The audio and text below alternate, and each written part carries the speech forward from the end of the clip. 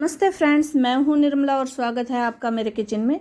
और किचन में आज मैं बनाने जा रही हूं एक स्पेशल चीज़ जो सभी के घरों में काम आती है और सबसे ज़रूरी चीज़ है जो हर गृहिणी करती है। तो आज मैं भी वही काम कर रही हूं।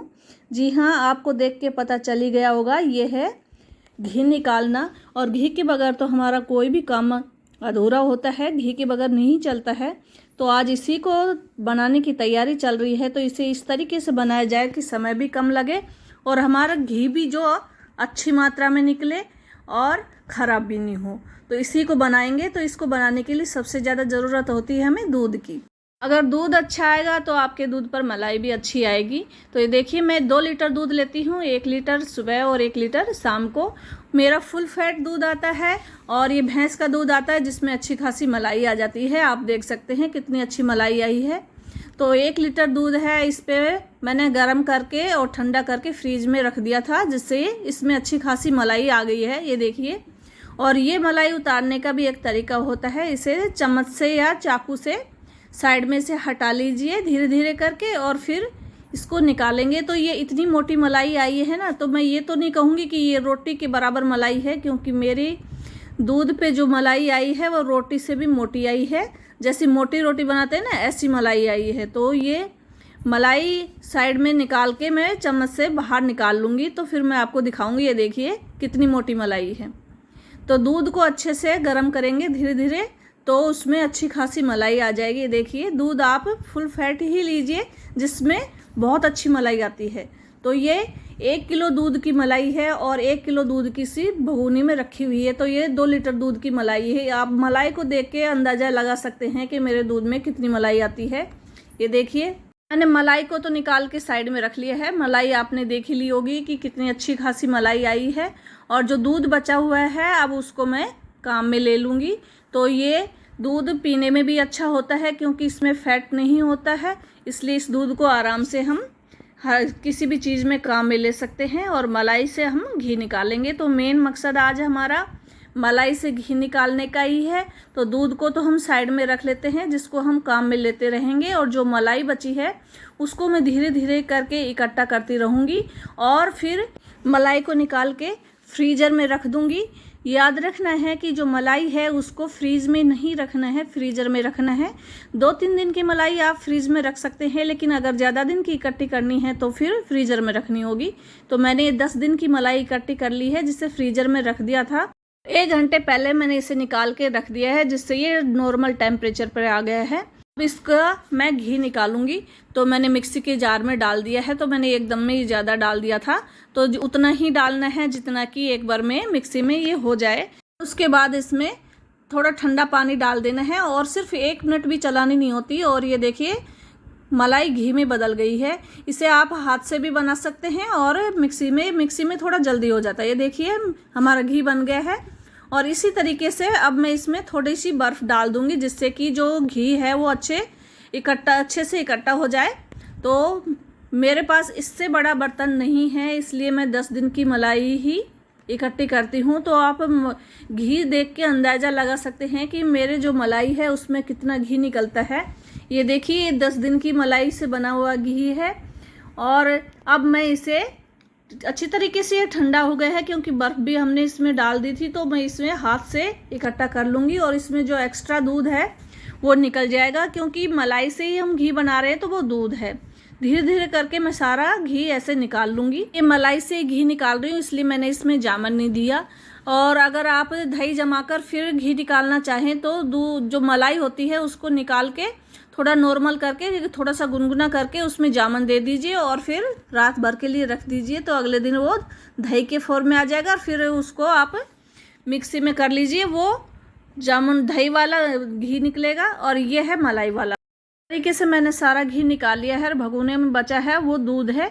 इस दूध से हम पनीर बनाएंगे। तो इसको साइड में रख देते हैं गैस पे। और इधर ये घी मेरा मक्खन के रूप में इकट्ठा हो गया है। इसे मैं गैस पे रख दूंगी और धीरे धीरे करके गैस की फ्लेम को मीडियम रखेंगे और इस तरीके से घी निकालेंगे। तो जैसे नॉर्मल निकालते हैं उससे आधा भी समय नहीं लगेगा। ये देखिए, जल्दी से ये पिघल जाएगा और एक उबाल आएगा। तो हम एक ऐसा काम करेंगे जिससे ये बहुत जल्दी घी के रूप में बदल जाएगा।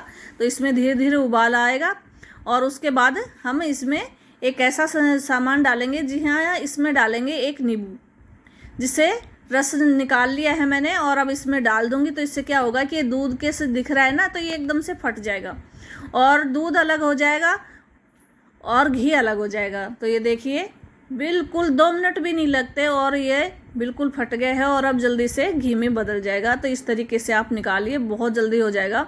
तो घी जल्दी निकालने के लिए आप और भी कई चीज़ काम में ले सकते हैं, जैसे कि मेथी आप डाल कर इसमें घी निकाल सकते हैं, या फिर कई लोग आटा भी डालते हैं।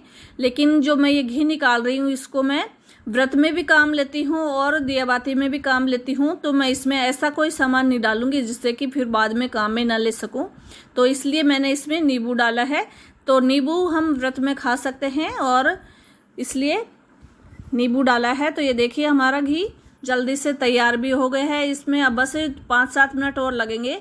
तो दूध बिल्कुल फट गया है, घी अलग हो गया है। इसे 5-7 मिनट में ही ये देखिए सारे झाग खत्म हो गए हैं। अब बस 2-3 मिनट में और पकाना है इसे और घी बिल्कुल तैयार हो गया है। ये देखिए घी का कलर देखिए कितना अच्छा आया है, बिल्कुल पानी के जैसा आया है, बिल्कुल साफ आया है। और जो फटा हुआ दूध था वो नीचे बैठ गया है, तो वो दूध भी एक खोए के रूप में बदल गया है, वो भी आप काम में ले सकते हैं। तो एक मलाई से हमने पनीर बनाया, घी बनाया और मक्खन खाना चाहें तो वो भी आप निकाल के रख सकते हैं। तो मैंने एक कटोरा मक्खन का भी रख लिया है और जो इसमें खोया बचा है उससे या तो आप घी निकाल सकते हैं या फिर इससे मिल्क केक भी बना सकते हैं। तो एक ही मलाई से हमने 4 चीज़ें बनाई हैं। तो ये 4 in 1 हो गया ना। तो अब बिल्कुल घी हमारा तैयार हो गया है। अब गैस को तो कर देते हैं बंद और इसको थोड़ा सा ठंडा होने के लिए रख देते हैं, जिससे कि इसका जो खोया है वो नीचे जम जाए। फिर हम छन्नी से ये घी छान लेंगे। तो बिल्कुल बस 10-15 मिनट के लिए इसको थोड़ा सा ठंडा होने के लिए रखेंगे और फिर इसको छान लेंगे। तो ये देखिए 10-15 मिनट के बाद घी ऊपर आ गया है और नीचे खोया जमा हो गया है। इसे छन्नी की सहायता से हम छान लेंगे। और इधर साइड में मैंने पनीर भी बना लिया है।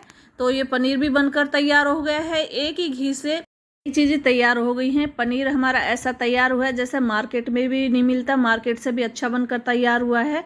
ये देखिए कितना अच्छा सा पनीर बन गया है।